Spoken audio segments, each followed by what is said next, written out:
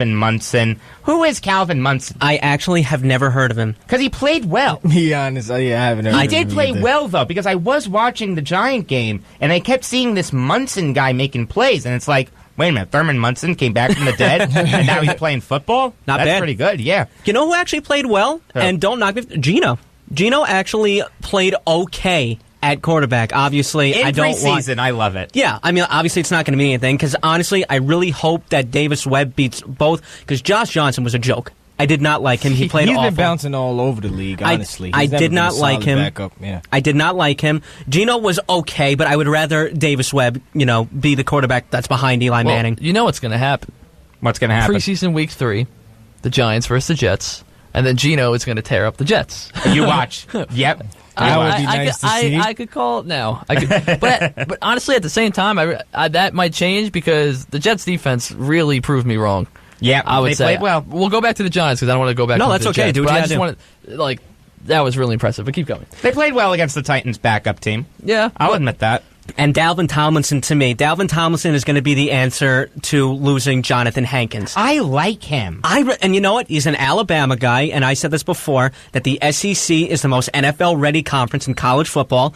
And you know what? He was just like on fire. I like the pick because when the draft was going on, I listened to it on the radio, and I think it was Harry Carson. He said Dalvin. I'm like, please don't be Cook. Please don't be Cook. And Tomlinson. I'm like, who is this guy? And I looked him up. This guy's explosive. I really like him. Yeah, he really is. I mean, when you look back at the SEC, like you said, the biggest ready conference, I mean, especially playing for the Giants, you have to be ready, especially on the defensive front. I mean, we had a great year last year. And I remember what you said about how McAdoo always the Giants in general, usually start the defensive rookies right away. And I got it. You were right. I didn't notice that before, but yeah, they always start the rookies because Collins was starting week 1 2 years ago and deserved to. This always seems like our rookies are always playing up to par, especially in training camp. Well, I mean, for the first and second round picks, hopefully they'd be starting right away. It depends on the position, of course, but it's true. Yeah, obviously. Usually they tend to start in the beginning. Yep, absolutely. So, according to the Florida Times Union's Ryan O'Halloran, Chad Henne will be the Jaguars' Week 1 starter over Blake Bortles. Last year, Bortles threw for 3,905 yards, 23 touchdowns, and 16 interceptions. Dominic, what do you think of Jacksonville's quarterback controversy? I just think it would be so stupid to start Chad Henne over Blake Bortles, and for the reason is, I understand Blake Bortles hasn't been up to par what he's supposed to be, but you have a guy who is going to, I believe it's his last year on his contract, or the second year on his contract, and you have a young quarterback who can still try and prove himself. Instead, you're going to start Chad Henne, who's a developed veteran who you're really not going to get anything for. I mean, yes, maybe he'll just play decent in what he's supposed to, which is really about average. I wouldn't say anything impressive. And then you just have to draft another quarterback. Chad Henne's not the quarterback for the future. That's why you got to try and give Blake Bortles another chance and let him prove that he's a quarterback for the future. Because you don't want to just waste that. If you're gonna say, if you're actually deciding on who to start, you definitely should go with Blake Bortles for the fact that he's the younger guy. He can still prove himself, and he could be the quarterback for your team. He's also much better than Chad Henne. Exactly. Yeah. Let's not forget that. But you think this is just to light a fire under him and saying, "Look, if you don't do this is going to happen. Henne's going to start over you."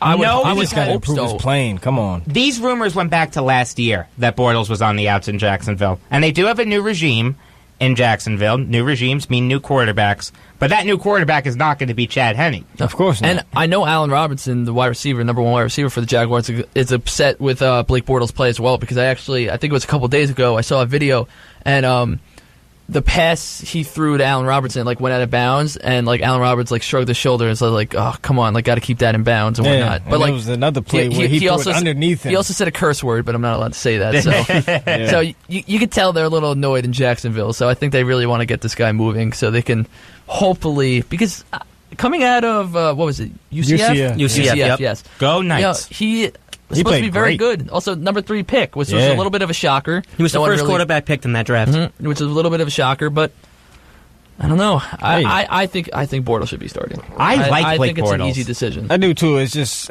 it's one of those things where the coach is he's under fire. It's his first year, let's be honest, and he's just trying to see results out of Blake. And this is a contract year as well for Blake Bortles. So for him to be playing like this is not exceptional. And let's not forget, Coughlin's there too, and he's not very fond of Bortles either. New regimes mean new quarterbacks. Well, here's the thing. I just think that he just needs.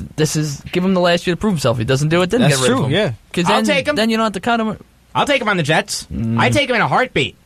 Down doesn't feel too well about it. I'd rather be drafting like a quarterback depending on where our pick is next year. That's fair, but I'm saying this year I'd rather have Blake Bortles than Christian Hackenberg. Oh, okay, that's fair. Yeah. So the Eagles cut Ryan Matthews last year. He rushed for 661 yards and 8 touchdowns.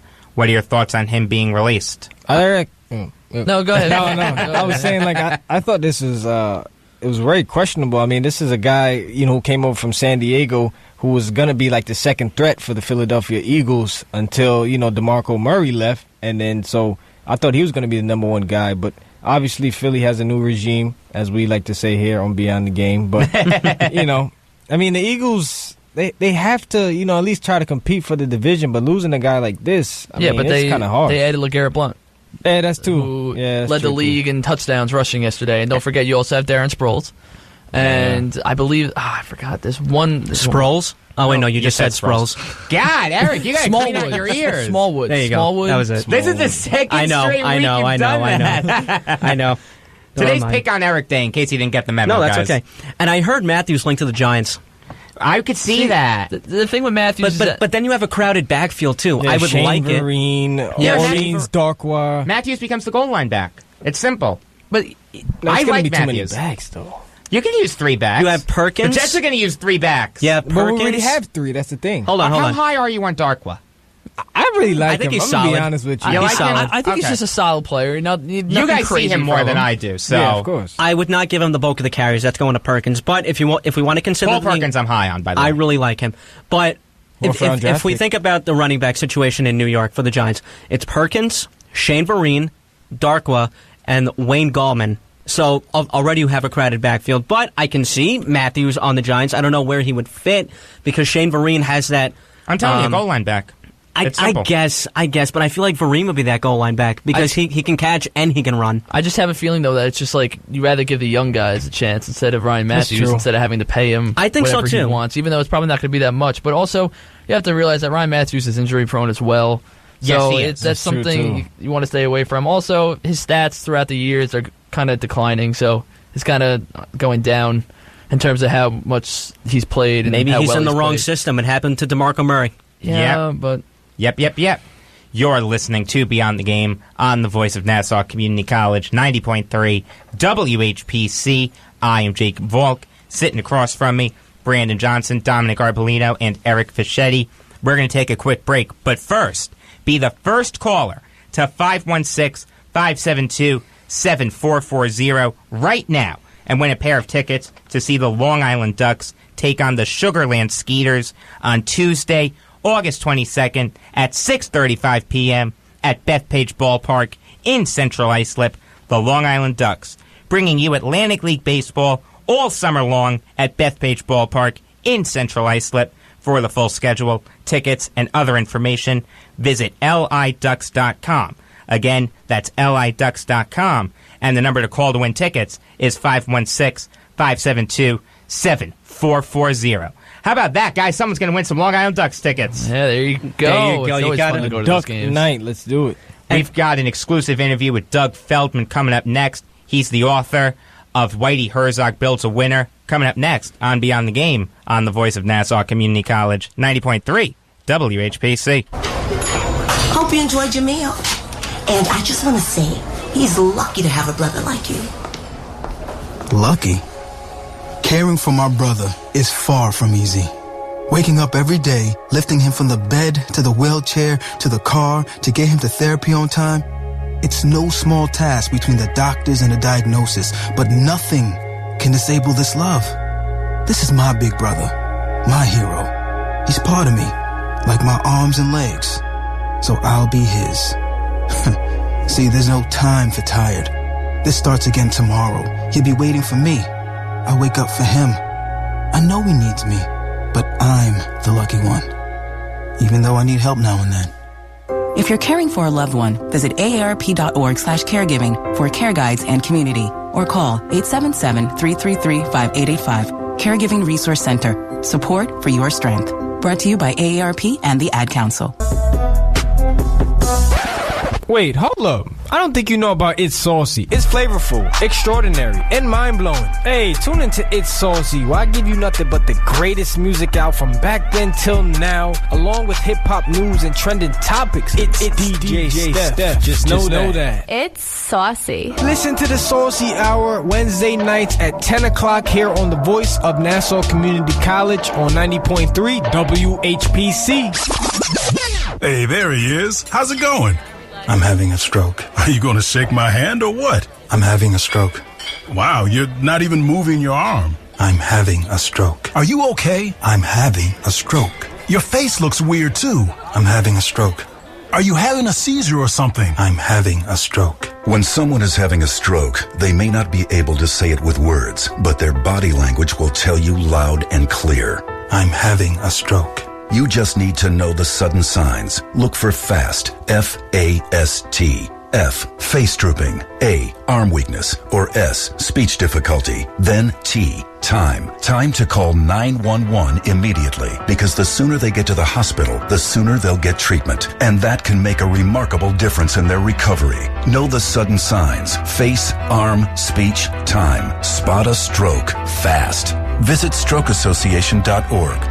Brought to you by the American Stroke Association and the Ad Council. All right, we're back on Beyond the Game on the Voice of Nassau Community College, 90.3 WHPC. I am Jacob Volk. Sitting across from me, Brandon Johnson, Dominic Arbolino, and Eric Fischetti. And we are fortunate enough to be joined by Doug Feldmann, the author of Whitey Herzog Builds a Winner. Doug, how are you? Very well. How about yourself? I'm doing good. So, what exactly is your book about? Well, it covers an era of St. Louis Cardinals baseball. It's kind of a transition with the organization, you might say. Kind of the hub or the anchor of the story is August of 1979. It's Lou Brock's last season, and he's chasing 3,000 hits. August 13th of 79 is the date he actually gets his 3,000th hit. And it's just kind of interesting because Brock's career, of course, spans the time from when he's traded from the Cubs in 1964 to 1979, in which the Cardinals win some championships in the 60s and struggle in the 70s. But in 79, the Cardinals kind of transition into that new era of the 80s. Whitey Herzog has yet to arrive. It's still Ken Boyer as the manager. Herzog will arrive in the middle of the 1980 season. But when Brock gets his 3,000th hit on August 13th of 79, making his debut that night as a pinch runner was Tommy Herr, making his major league debut. And, of course, Tommy Herr becomes an important cog in that Cardinals wheel in the 1980s, all those great running teams. And interestingly enough, when Herr came in to pinch run late in the game after Brock had gotten his 3,000th hit, he was pinch running for the old third baseman Ken Reitz.